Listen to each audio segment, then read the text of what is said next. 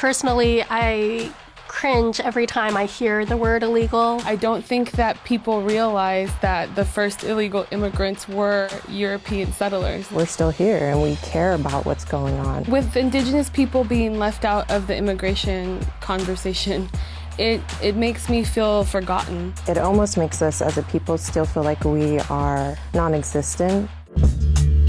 If we're going to talk about illegal immigration, we need to go back in the last 350 to 500 years ago, of starting with Plymouth Rock and who had permission to come over to our lands. I'd even feel uncomfortable saying an immigrant. My ancestors, long time ago didn't have those concepts. It is very ironic and very frustrating that the people who are imposing their right-wing beliefs and their very staunch, stance on immigration, calling, our families illegal and trying to push these borders upon us, weren't the original people of this land anyway.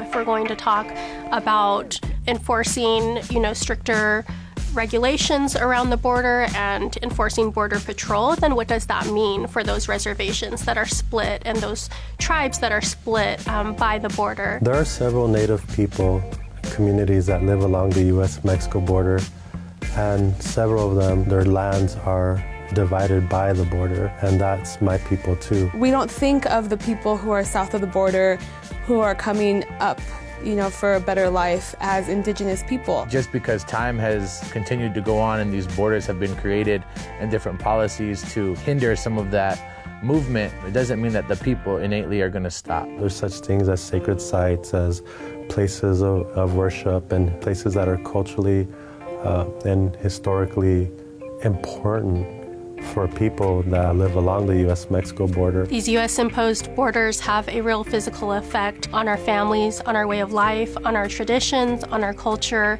everything from gathering foods to practicing ceremonies. I think that what is important for Indigenous voices is that we speak up and that we realize that we're not foreigners on our own land, regardless of what borders are there. America doesn't belong to anybody. It's just a plot of land that all of us as human people, we're just here to be stewards of the land. The land is our earth, it's our medicine. To us, it's our mother.